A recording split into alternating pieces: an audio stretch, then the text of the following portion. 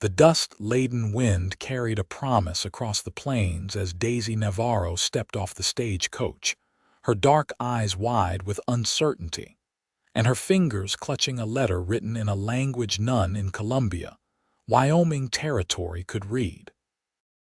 The year was 1876, and the town existed in that peculiar moment when the West was still wild, but civilization was steadily creeping in on iron rails and telegraph wires.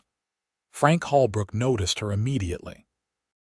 Standing on the porch of his father's general store, he paused mid-conversation with the blacksmith to watch this newcomer, a young woman no older than 22. Her black hair pulled back in a practical bun, her traveling dress modest but clearly foreign in its design. The way she clutched her small valise and glanced around with a mixture of hope and terror told him everything he needed to know. She was utterly lost. "Who's that?" asked Marvin, the blacksmith, following Frank's gaze. "Don't know," Frank replied, adjusting his hat against the afternoon sun. "But she looks like she needs help." Frank approached with the careful stride of someone accustomed to not startling horses or people. At 26, he wasn't like many of the rough cowboys who passed through Columbia. The son of the general store owner, he'd had some schooling back east before returning to help his aging father with the business. His time away had softened his manners but not his resolve. "Madam," he said, tipping his hat, "welcome to Columbia. Can I help you find someone?" Daisy looked up at him, her brown eyes filled with momentary relief before confusion clouded them again. She spoke rapidly in a language Frank had never heard before, melodic and flowing, with rolled consonants and lilting vowels. "I'm sorry," Frank said slowly. "I don't understand." Daisy reached into her pocket and produced a letter, unfolding it carefully. She pointed to a name and address scrawled at the bottom. "Ernesto Navarro, Columbia, Wyoming Territory." Frank frowned. Ernesto Navarro. He knew most people in the small town of Columbia, but that name didn't ring familiar. "Your father, brother?" he asked, mimicking family relationships with his hands. Daisy seemed to understand his gestures. "Tio," she said, making a similar gesture. "Uncle," Frank nodded. "Uncle, all right. Let's find your uncle." He gestured toward the general store and picked up her valise despite her initial protest. As they walked, Daisy continued speaking in her native tongue, words flowing like water over river stones. Frank couldn't understand a single word, but there was something captivating about her voice, the way it rose and fell, how certain words seemed to dance from her lips. Inside the store, Frank's father looked up from his ledger. "Pa, this young lady is looking for someone named Ernesto Navarro. Says he's her uncle. You know of him?" George Holbrook adjusted his spectacles and studied Daisy for a moment. "Navarro? Yes, that'd be the fella who bought the old Miller place about 3 miles south of town last year. Mexican gentleman. Keeps to himself mostly, comes in for supplies once a month." Frank turned to Daisy. "Your uncle has a ranch south of town." He pointed south, then mimed riding a horse. "We can take you there." While Frank arranged for a wagon, his father attempted conversation with Daisy. She responded politely but with obvious confusion. She pulled a small book from her pocket and showed it to George, a Spanish-English dictionary that seemed barely used. "Spain?" George asked, pointing at the book. Daisy shook her head. "Mexico," she said clearly. George nodded with understanding. The Mexican border was hundreds of miles away, but the railroad had made such journeys possible, if not easy. Frank returned to find Daisy attempting to look up words in her dictionary. "Wagon. Ready," she said haltingly, her accent thick but the effort sincere. Frank smiled. "Yes, the wagon is ready." The drive to Ernesto Navarro's ranch took nearly an hour. Frank made several attempts at conversation, speaking slowly and using gestures. Daisy responded with shy smiles and occasional words from her dictionary. When they crested the final hill and the modest ranch came into view, Frank felt an unexpected pang of regret that their journey was ending. The ranch was small but well kept, with a one-story adobe house, a barn, and several corrals. As they approached, a man emerged from the barn, lean and weathered, with graying hair and a mustache. He squinted at the wagon, then his expression transformed into one of astonishment. "Daisy," he called out, rushing forward. Daisy's entire demeanor changed. She straightened, her face lighting up with recognition and relief. "Tio Ernesto." Frank barely had time to stop the wagon before Daisy was climbing down, rushing into her uncle's arms. They spoke rapidly in Spanish, the older man looking at her with concern and affection while she gestured back toward town, occasionally pointing at Frank. Ernesto Navarro approached the wagon, his weathered face solemn but his eyes kind. "Thank you for bringing my niece," he said, his English heavily accented but clear. "I was expecting her next week. The letter must have been delayed."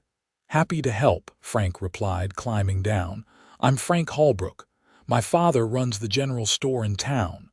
"Ah, yes. George Holbrook is a good man," Ernesto said, extending his hand. "I am Ernesto Navarro. This is my niece, Daisy. Her parents died last year in Mexico City. She has come to live with me." Frank shook the man's hand, then nodded respectfully to Daisy. "I'm sorry about your parents, Miss Navarro." Ernesto translated, and Daisy's eyes filled with tears. She responded in Spanish. "She thanks you for your kindness," Ernesto said, "and for bringing her here safely." "It was nothing," Frank said, suddenly feeling awkward. "I should get back to town before dark." As he turned to leave, Daisy stepped forward and placed a hand on his arm. "Gracias, Señor Holbrook," she said softly. "You're welcome, Miss Navarro," he replied, tipping his hat. "Welcome to Wyoming." On the ride back to town, Frank found himself thinking about Daisy Navarro far more than was reasonable for someone he'd just met and could barely communicate with.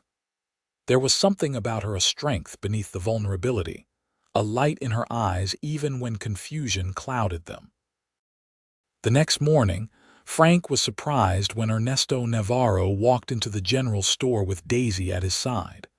She wore a simple dress of blue cotton, her hair braided down her back, and carried a basket over her arm. "Good morning," Ernesto said. "We need supplies, and I thought it good for Daisy to see the town properly." "Of course," Frank said, nodding to them both. "What can I help you find?" As Ernesto listed items they needed, Frank noticed Daisy wandering through the store, examining everything with curious eyes. She paused at a shelf of books, running her fingers along the spines with an expression of longing. "Does your niece like to read?" Frank asked Ernesto. The older man nodded. "Very much. She was a school teacher in Mexico City, but her English." He shrugged. "She hopes to learn quickly." Frank considered this as he gathered their supplies. When they were nearly finished, he went to the bookshelf and selected a simple reader, the kind used to teach children. He added it to their purchases. "For Miss Navarro," he explained when Ernesto raised an eyebrow. "No charge." Ernesto translated for Daisy, whose face brightened. She took the book from Frank's hands, their fingers brushing momentarily. "Gracias," she said, her voice warm with gratitude. "De nada," Frank replied, using one of the few Spanish phrases he knew. Daisy's eyes widened in surprise, and she laughed a sound like silver bells that Frank immediately wanted to hear again. After that first visit, the Navarros came to town regularly.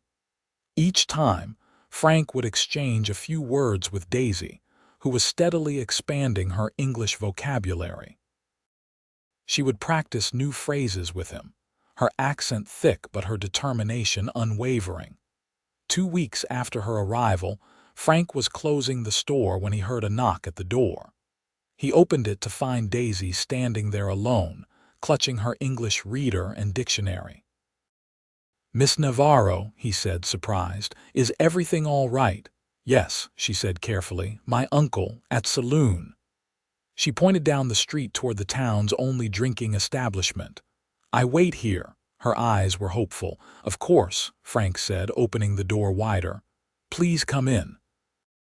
Daisy entered the store, moving to the counter where she placed her books. She opened the reader to a marked page and pointed to a sentence. "Help, please." Frank stepped closer, leaning over to see the passage she indicated. It was a simple story about farm animals, but several words were underlined with small question marks beside them. "You want help with these words?" he asked. She nodded eagerly. For the next half hour, Frank helped Daisy with her pronunciation, sounding out difficult words and explaining their meanings as best he could with gestures and simple explanations. She was a quick study, repeating each word until she got it right, her determination evident in the furrow of her brow. "You are very kind," she said carefully when they finished the passage. "Thank you." "You're welcome," Frank replied. "Your English is improving quickly." She smiled, pleased with the compliment. Then, after a moment's hesitation, she reached into her basket and pulled out a small bundle wrapped in a cloth. "For you," she said, placing it on the counter. "I make." Frank unwrapped the cloth to find fresh corn tortillas. The aroma that wafted up was mouth-watering. "Thank you," he said sincerely. "I've never had these before." Daisy smiled. "Good, very good." She mimicked eating and made a sound of appreciation. Just then the door opened and Ernesto entered. He looked between Frank and Daisy with slight surprise before speaking to his niece in Spanish.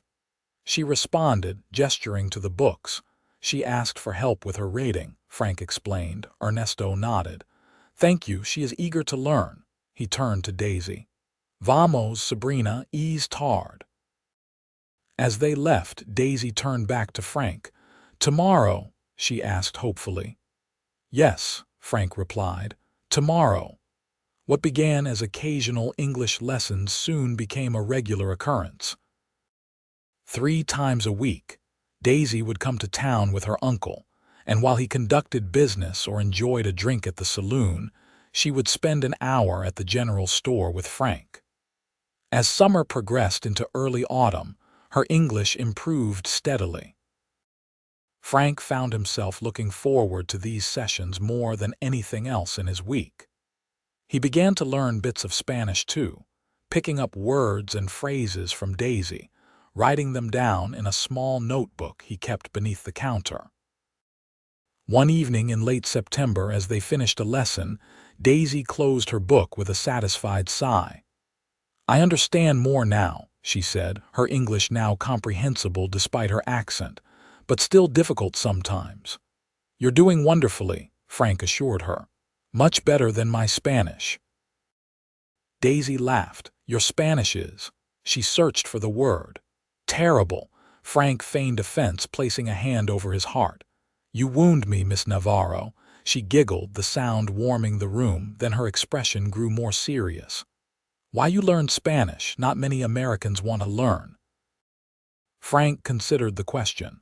The honest answer, because he wanted to speak to her, to understand her, seemed too forward. Instead, he shrugged. "It's useful. We have Mexican customers sometimes, and—" He hesitated. "I enjoy our lessons." Daisy's cheeks colored slightly. "I enjoy also," she admitted.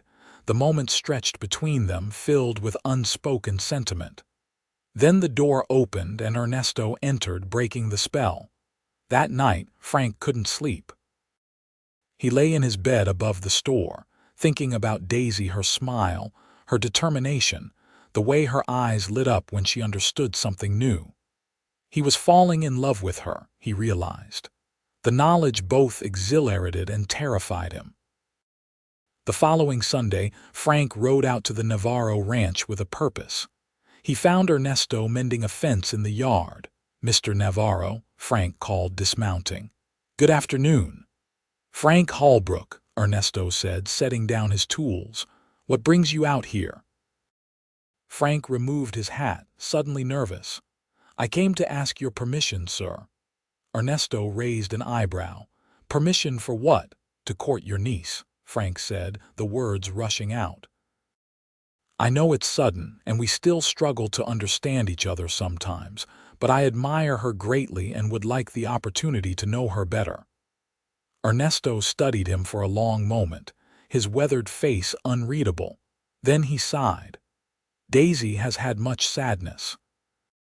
Her parents' death, leaving her home, she is still adjusting."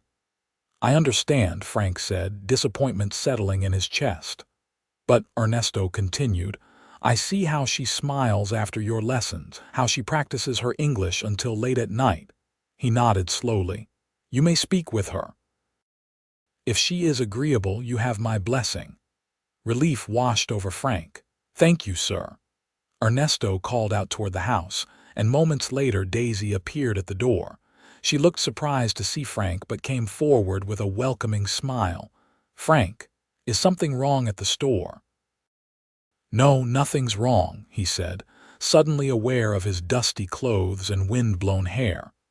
"I came to ask if you might like to go for a ride with me next Sunday, after church." Daisy's eyes widened and she glanced at her uncle, who nodded slightly. "Like courting?" she asked, her cheeks flushing. Frank nodded, his mouth dry.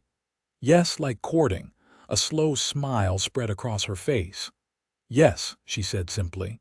"I would like that." The week that followed was the longest of Frank's life. He threw himself into his Spanish studies, practicing phrases and vocabulary whenever the store was quiet. He wanted their first proper outing to be special, wanted to show Daisy that he was making an effort, just as she had been. Sunday finally arrived, clear and crisp with the hint of approaching winter in the air.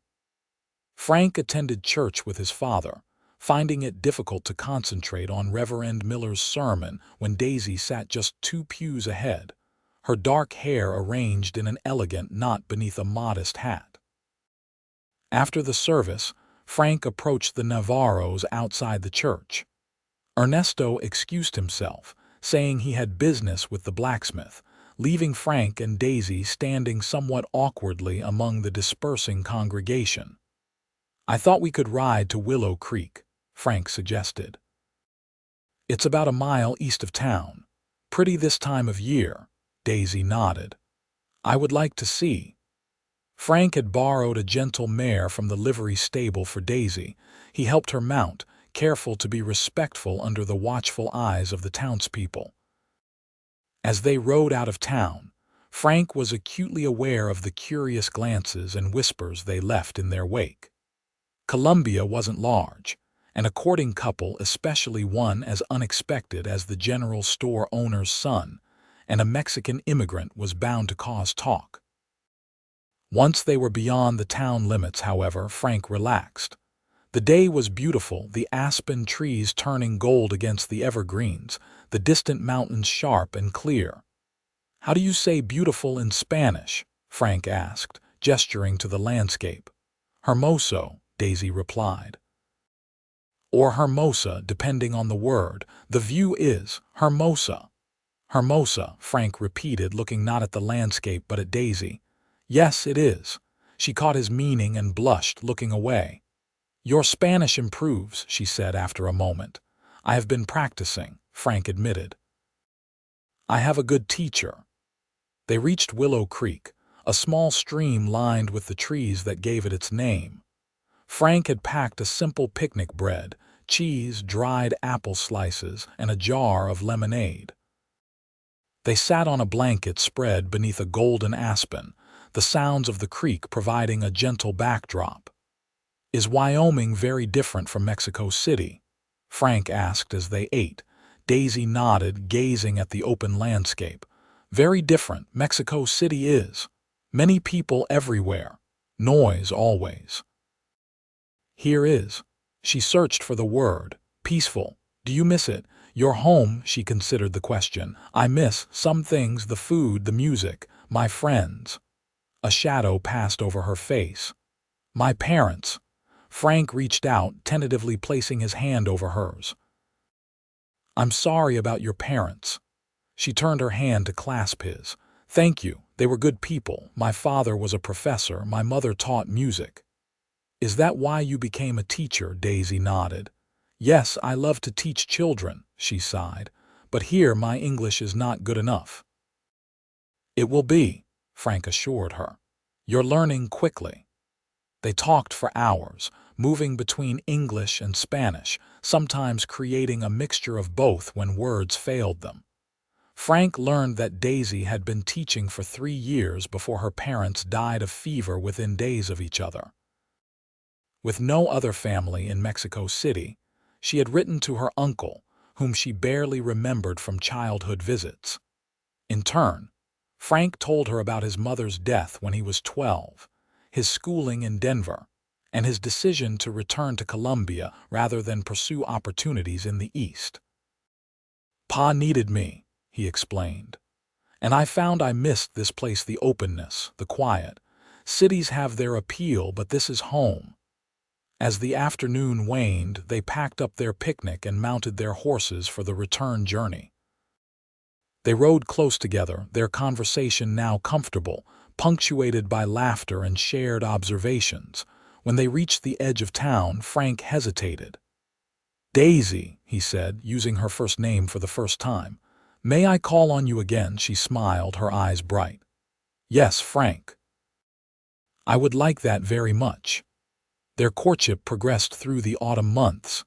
Every Sunday after church, they would ride out together, exploring the countryside around Colombia. During the week, their English and Spanish lessons continued, now more an excuse to spend time together than a necessity. As Daisy's English improved, Frank's Spanish did too. He practiced diligently, consulting books ordered from Denver and drilling vocabulary whenever he had a spare moment.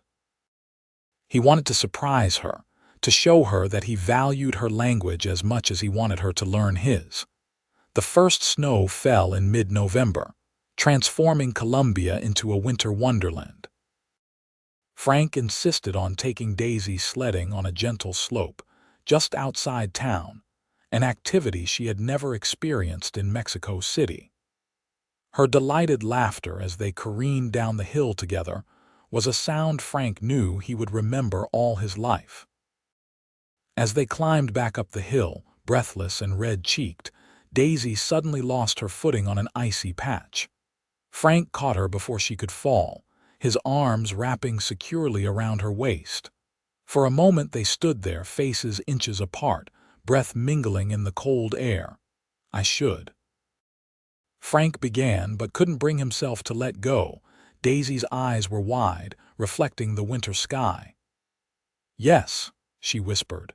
Instead of answering, Frank leaned forward and pressed his lips gently to hers. It was a brief kiss, sweet and chaste, but when he pulled back, the look in Daisy's eyes told him everything he needed to know. I'm sorry, he said automatically.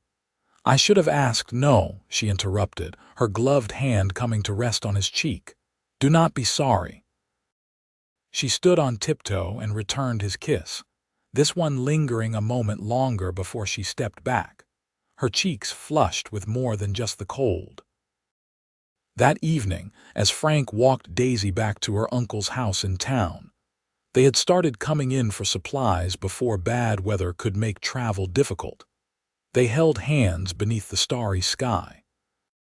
Frank, Daisy said as they approached Ernesto's small winter lodging, what are you doing for Christmas? Pa and I usually have a quiet dinner, he replied. Nothing special. Why do you ask? In Mexico, Christmas is very important, very festive. She looked up at him hopefully. Perhaps you and your father would join us. I want to cook traditional foods to show you. We'd be honored, Frank said, squeezing her hand. As Christmas approached, the general store became busier than ever. Settlers from outlying ranches came to town for supplies and gifts, and Frank found himself working from dawn until well after dusk most days. His time with Daisy was limited to brief conversations when she came to the store and their Sunday outings, which were now spent mostly indoors due to the harsh Wyoming winter. One evening, a week before Christmas, Frank was closing up when he heard a knock at the door. Expecting a late customer, he was surprised and delighted to find Daisy standing there, wrapped in a heavy coat with a scarf covering her hair. "Daisy, is everything all right?" she nodded, stepping inside as he held the door. "Yes, my uncle is playing cards at the saloon." She unwrapped her scarf, her cheeks pink from the cold. "I wanted to see you. You have been so busy." "I've missed our lessons," Frank admitted, leading her to the stove where a fire still burned. "But business always picks up this time of year." Daisy warmed her hands by the stove. "I brought something for you." She reached into her pocket and pulled out a small, wrapped package. An early Christmas gift. Frank took it, touched by the gesture. "May I open it now?" At her nod, he carefully unwrapped the package to find a hand-knitted scarf in rich blues and grays. "Daisy, it's wonderful. Did you make this yourself?" She nodded, looking pleased. "Do you like it?" "I love it," he said sincerely, wrapping it around his neck. "It's perfect, thank you." He went to the counter and retrieved a small box he had been saving. "I have something for you too, though I was going to wait until Christmas." Daisy took the box with curious eyes. Inside, she found a silver locket on a delicate chain. "Frank," she breathed, lifting it out. "It's beautiful. Open it," he encouraged. Inside the locket were two small photographs, one of her parents that she had shown him once, which he had carefully copied, and one of Ernesto. Tears filled Daisy's eyes. "How did you?" "Your uncle helped," Frank explained. "I thought you might like to keep them close to your heart." Daisy clutched the locket to her chest, then threw her arms around Frank's neck. "Thank you," she whispered against his shoulder. "Es el regalo más hermoso que he recibido." Frank understood enough to know she was deeply moved. He held her close, savoring the feeling of her in his arms. When she pulled back to look up at him, her eyes still shining with tears, he couldn't resist kissing her again, more deeply this time, his hand cradling her face. Christmas Eve arrived with a fresh blanket of snow. Frank and his father closed the store early and made their way to Ernesto's small house on the edge of town. The aroma that greeted them when Ernesto opened the door was mouth-watering spices and savory scents, unlike anything Frank had experienced. Daisy welcomed them with a radiant smile, wearing a festive red dress with a simple gold cross at her throat. The locket Frank had given her hung beside it.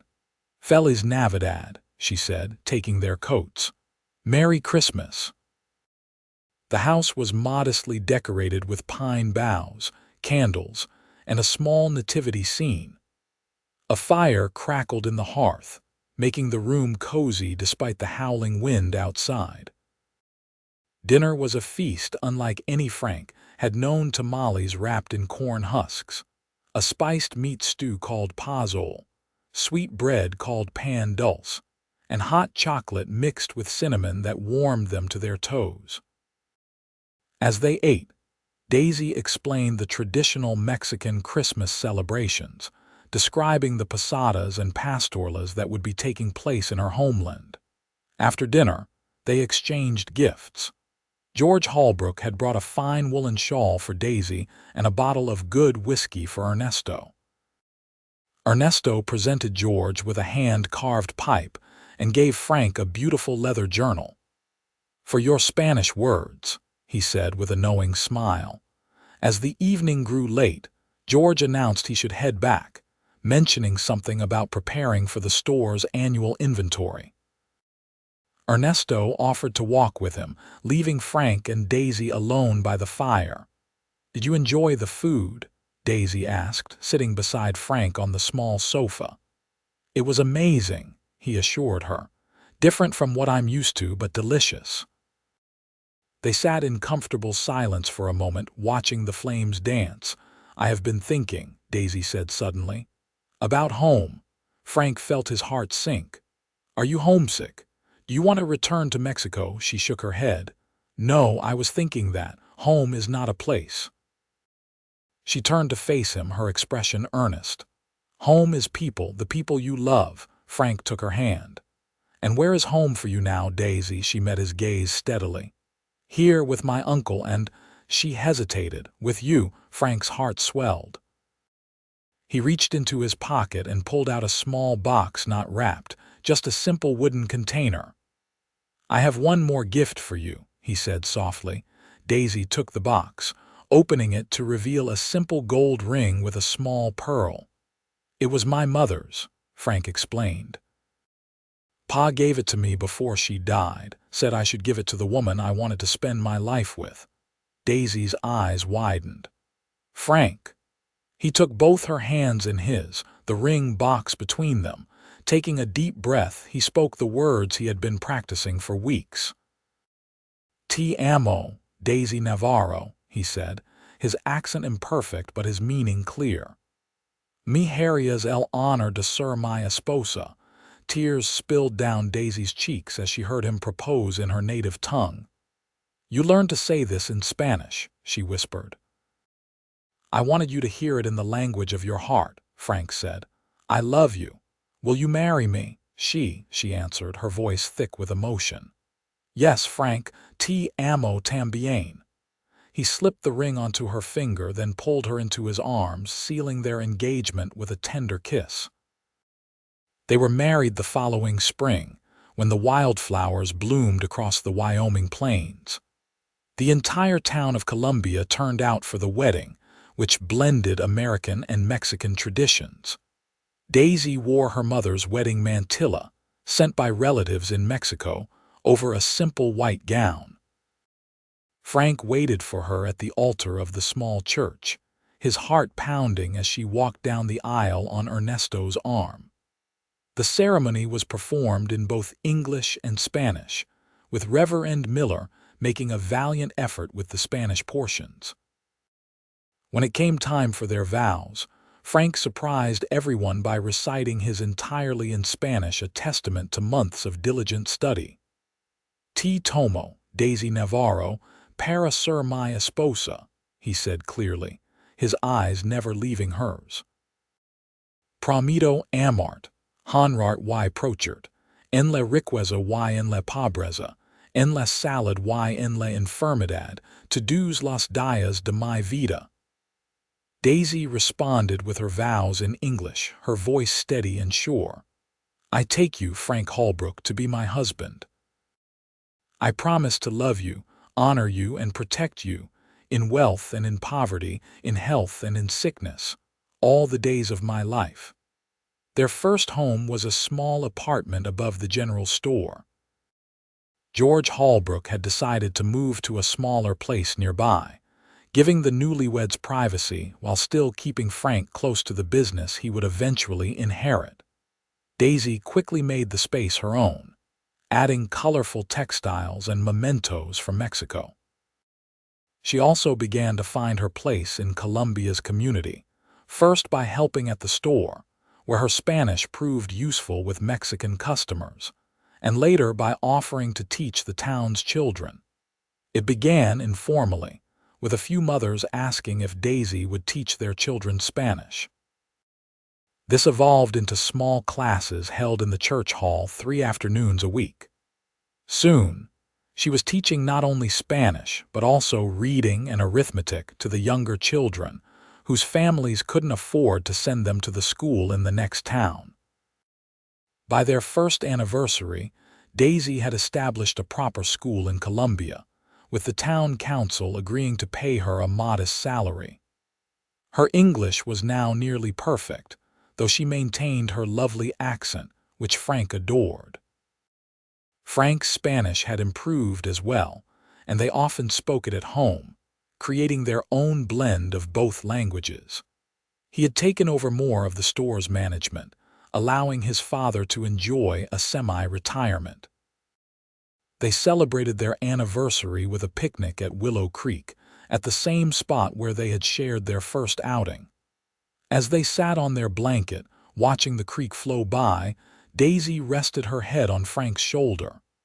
"Are you happy?" he asked, his arm around her waist. "My fellies," she replied, smiling up at him. "More than I ever thought possible after losing my parents. You gave me a new family, a new purpose." "You did the same for me," Frank said. "Before you came, my life was the store, caring for Pa. I didn't realize how much was missing." Daisy took his hand and placed it on her stomach. "Our family will grow soon," she said softly. Frank stared at her, comprehension dawning slowly. "Are you?" She nodded, her eyes shining. "In November. Dr. Parker confirmed it yesterday." Joy surged through Frank. He pulled Daisy into his arms, kissing her with all the love in his heart. "A baby," he whispered against her hair. "Our baby." Daniel Holbrook was born on a snowy November night in 1878, arriving after a difficult labor that left Frank pacing outside their bedroom while the doctor and midwife attended to Daisy. When he was finally allowed to enter, he found Daisy exhausted but radiant, cradling a tiny bundle against her breast. "Your son," she said, her voice weak but proud. Frank approached the bed with reverence, gazing down at the small red face of his firstborn. The baby had a shock of dark hair, and when he briefly opened his eyes, Frank caught a glimpse of deep brown just like his mother's.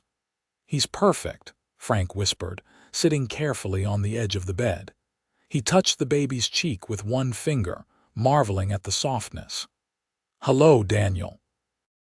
They had chosen the name to honor Daisy's father, Daniel Navarro, while giving the child a name that would blend into his American life. As winter gave way to spring, Frank and Daisy adjusted to life with an infant. The apartment above the store became a bit cramped, especially with Daisy's parents' old furniture that Ernesto had shipped from Mexico. They began to discuss finding a larger home. The opportunity arose when Old Man Jenkins decided to sell his house on the outskirts of Columbia, a modest but comfortable two-story home with enough land for a garden and perhaps a few animals. With some financial help from George and careful saving from the store's profits, they were able to purchase it. Moving day in June 1879 was a community affair, with neighbors helping to transport furniture and boxes. Ernesto brought his wagon to move the heavier items, and by evening the Holbrook family was settled in their new home. That night, after putting Daniel to bed in his new nursery, Frank found Daisy standing on the front porch, gazing at the stars. "What are you thinking?" he asked, wrapping his arms around her from behind. "About journeys," she said, leaning back against him. "How we never know where they will lead." Frank rested his chin on her shoulder. "Are you glad your journey led you here, to Columbia?" She turned in his arms, her face illuminated by the moonlight. "My journey led me to you," she said simply. "That is all that matters." Life in Columbia continued to change and grow, just as the Holbrook family did. Daisy's school flourished, moving to a proper schoolhouse built by the town in 1880. By then, she was teaching nearly 30 children of various ages, her reputation as a kind but firm teacher spreading to neighboring settlements. Frank expanded the general store, adding a section of books and school supplies at Daisy's suggestion. He also began stocking more products that appealed to the growing Mexican population in the area, who often traveled considerable distances to shop where they knew they could speak their language. In the spring of 1881, Daisy gave birth to their second child, a daughter they named Elena Grace, honoring both Daisy's mother and Frank's. Unlike her brother's difficult arrival, Elena came into the world quickly and with minimal fuss, as if eager to join the family. Daniel, now 3½, took his role as big brother seriously, always wanting to help with the baby and speaking to her in the mixture of English and Spanish that was the language of their household. As the children grew, so did Columbia. The railroad finally reached the town in 1882, bringing increased commerce and new residents. George Holbrook, now in his 70s but still sharp-minded, suggested that Frank consider opening a second store in the growing settlement of Rawlins, 40 miles away. "You could manage both," George said over Sunday dinner at Frank and Daisy's home. "With the right employees, of course. The railroad makes travel between towns simple enough." Frank looked to Daisy, who nodded encouragingly. "It's a good opportunity," she said. "And perhaps they need a school as well." They traveled to Rawlins the following week to investigate the possibility. The town was indeed growing rapidly, with the railroad bringing workers and businesses. There was a need for a well-stocked general store, as the existing ones couldn't keep up with demand. While Frank spoke with local businessmen and the bank, Daisy visited the town's small school. She returned to their hotel room that evening with mixed feelings. "They have a school, but it's overcrowded and the teacher seems tired," she reported. "There are many Mexican children whose parents work for the railroad, but no one speaks their language. They struggle." Frank considered this information as they prepared for bed. "What if we did this differently?" he suggested. "What if I open the store here with a trusted manager, but we stay in Columbia? I could travel here weekly to oversee things." "And the school?" Daisy asked. "You could train someone," Frank said. "Someone who speaks both languages, who could teach here the way you teach in Columbia." Daisy's eyes lit up. "Like an apprentice teacher." "Exactly. You've always said you wished you could help more children." This plan took shape over the following months. Frank opened Holbrook's General Goods in Rawlins, hiring Marvin's son Thomas as manager. Daisy found a young woman named Rosa Martinez, whose family had recently moved to Columbia, who had some education and a natural way with children. She began training Rosa as her assistant, with the goal of eventually sending her to teach in Rawlins. By 1884, both ventures were successful. The second store was turning a profit, and Rosa had proven herself an excellent teacher, ready to take on her own classroom. The Holbrook family's prosperity allowed them to make improvements to their home and set aside money for their children's education. Daniel, now 6, was reading fluently in both English and Spanish, showing a particular aptitude for mathematics that Frank attributed to his mother's teaching. Alina, at 3, was a lively chatterbox who switched between languages with ease, sometimes creating sentences that were half English, half Spanish, to the amusement of her parents. One summer evening, as they sat on their porch watching the children play in the yard, Daisy took Frank's hand. "I have been thinking," she said, "about Mexico." Frank turned to her, surprised. They rarely spoke of Mexico these days, except in stories for the children about their grandparents and the culture they should know. "What about it?" he asked carefully. "I would like to visit," Daisy said. "To show the children where I came from, to visit my parents' graves." Frank nodded slowly. "When would you want to go?" "Next spring, perhaps, when travel is easier. We could take the train most of the way now." "Then we'll go," Frank said simply. "I'd like to see the place that made you who you are." Daisy leaned against his shoulder, watching as Daniel showed Alina how to catch fireflies in the gathering dusk. "I love you, Francisco Holbrook," she said, using the Spanish version of his name that she reserved for their most intimate moments. "Y yo te amo, Daisy Holbrook," he replied, kissing the top of her head. The journey to Mexico City in the spring of 1885 was long but far easier than Daisy's journey north had been 9 years earlier. The railroads now connected much of the distance, requiring only short stages by coach at certain points. Daniel and Alina found the trip endlessly fascinating, asking questions about everything they saw and practicing their Spanish with fellow travelers. Arriving in Mexico City was an emotional moment for Daisy. The bustling capital had changed in some ways, but remained familiar in others. She led her family through the crowded streets with increasing confidence, pointing out landmarks from her childhood. They stayed with distant cousins who welcomed them warmly, marveling at how well the American cowboy spoke Spanish and how beautifully the children moved between languages. The visit to her parents' graves was solemn but healing. Daisy introduced her children to the grandparents they would never know, telling stories that made them real and present. Frank stood slightly apart, giving her space for this private reunion, but always within reach when she needed him. They spent 3 weeks in Mexico, visiting Daisy's former school, meeting old friends, and immersing themselves in the culture.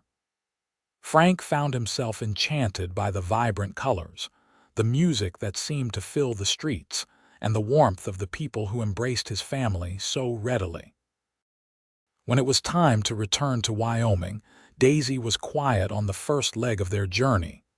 That night, in a small hotel room with the children asleep in an adjoining chamber, Frank asked if she was sad to leave. "A little," she admitted, "but not in the way you might think. I'm not sad to return to our life. I love our home, our town, the school." "Then what is it?" Frank asked gently. Daisy sighed. "For so long, Mexico was a place of loss for me, where I lost my parents, my career, my sense of belonging. I needed to see it again with you and our children, to remember the joy it held too, to reconnect with that part of myself." Frank pulled her close. "And did you?" She nodded against his chest. "Yes, and now I know that I can carry both places in my heart, Colombia and Mexico City. They're both part of me, just as our children carry both heritages in their blood." "I'm glad we came," Frank said. "Seeing where you grew up, meeting people who knew you before, it feels like I understand you even better now." Daisy looked up at him, her eyes soft in the dim lamplight. "After 9 years, you still want to understand me better?" "I want to understand you better after 90 years, Frank replied. "That's what love is, isn't it? A lifetime of learning each other." Back in Colombia, life resumed its familiar rhythms, though enriched by their experiences in Mexico. They brought back books, art, and music that found places in their home. Daisy introduced new elements to her teaching, sharing Mexican history and culture with her students. The town continued to grow, as did the Holbrook business interests. In 1887, they welcomed their third child, a son named George Ernesto, honoring both grandfathers. By then, Frank had opened a third store in Laramie, establishing Holbrook's as a respected regional business. Daisy's educational efforts expanded as well. With the support of the town council and neighboring communities, she established a teacher training program specifically designed to prepare instructors for schools with Mexican students. Her methods, which emphasized respecting both cultures and languages, gained recognition throughout the territory. In the autumn of 1890, as they celebrated their 14th wedding anniversary, Frank and Daisy received news that the Wyoming Territory would soon achieve statehood. The announcement prompted a community celebration in Columbia, with speeches, music, and dancing in the town square. As evening fell and lanterns were lit around the square, Frank found Daisy standing slightly apart from the festivities, watching their children dance with friends. Daniel was now 12, already showing signs of the man he would become. Elena, at 9, was a social butterfly, moving confidently among the townspeople. Little George, 3 years old, was perched on his grandfather Ernesto's shoulders, clapping along to the music.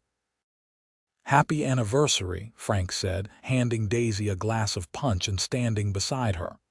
14 years, she mused. "Sometimes it feels like just yesterday that I stepped off that stagecoach, terrified and alone." Frank smiled at the memory. "You didn't look terrified, you looked determined." It was the first thing I noticed about you." "And what was the second?" Daisy asked, a teasing light in her eyes. "How beautiful you were," Frank replied honestly. "How beautiful you are." At 40, Daisy had matured into a striking woman. Her dark hair was now touched with threads of silver at the temples, and fine lines framed her eyes, evidence of a life filled with laughter and expression. To Frank, who had just turned 41 himself, she was more attractive than ever. "Flatterer," she accused, but her pleased smile belied her words. "Always," he agreed, "but only because it's true." The band struck up a waltz and Frank set down his punch glass. "Dance with me, Mrs. Holbrook." Daisy placed her hand in his, allowing him to lead her to the center of the square.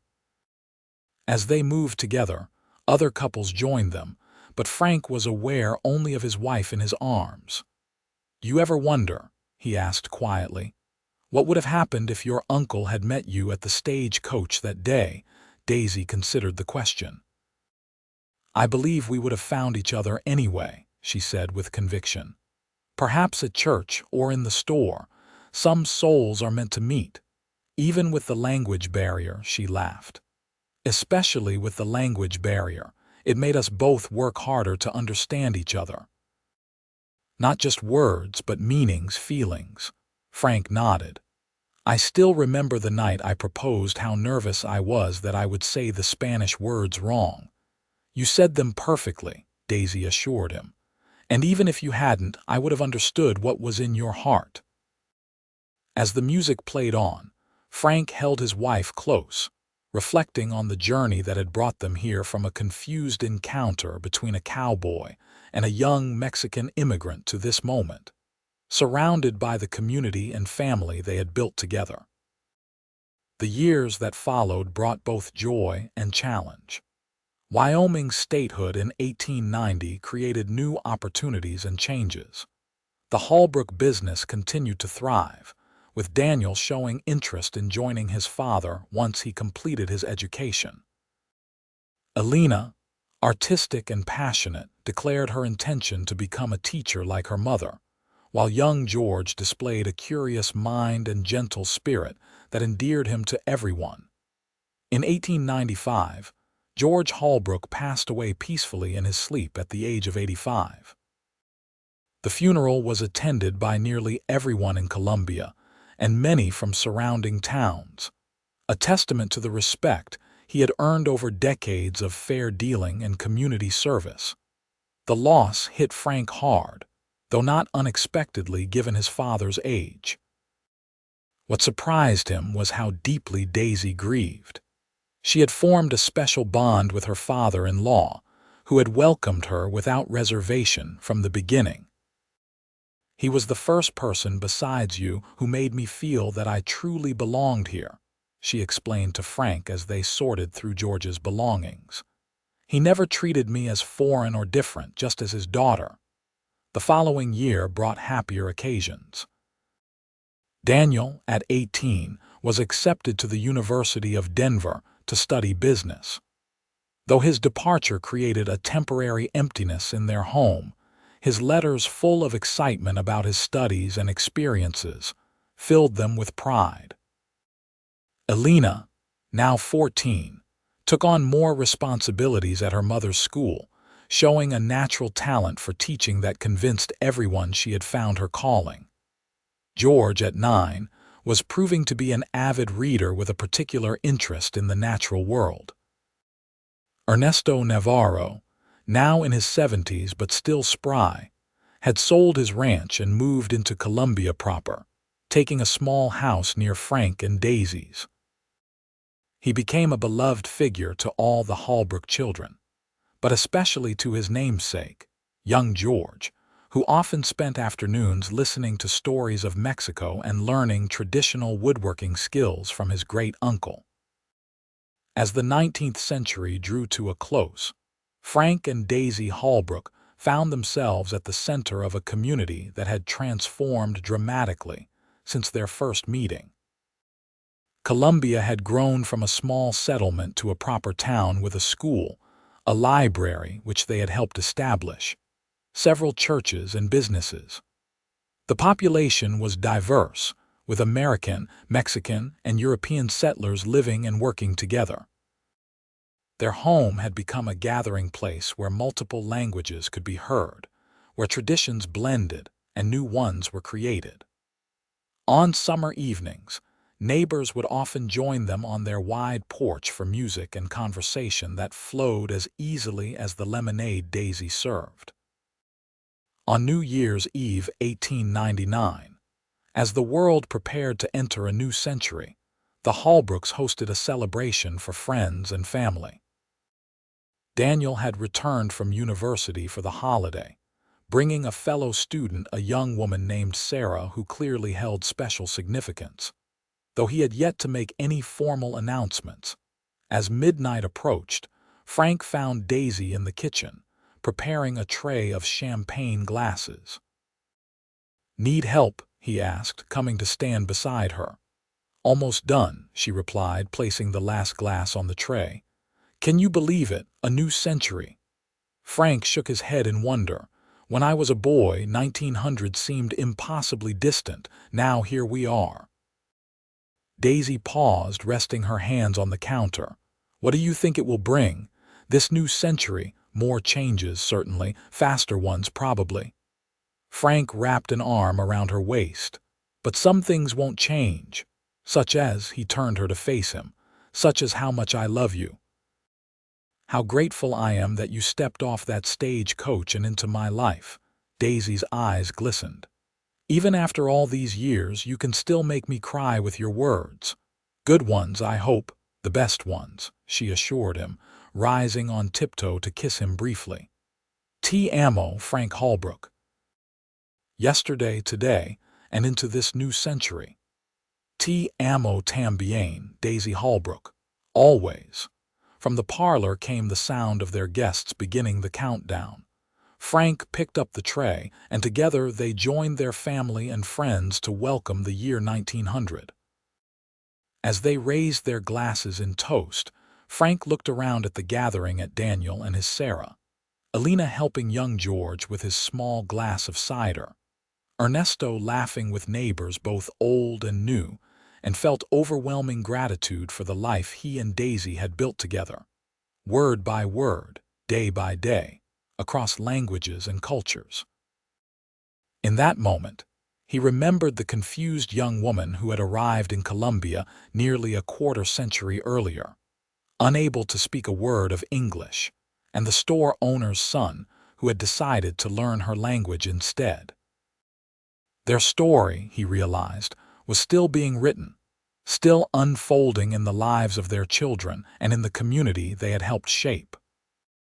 And as the new century began, Frank Holbrook knew that whatever changes it might bring, the love that had bridged two languages would remain their constant, carrying them forward together into whatever the future held.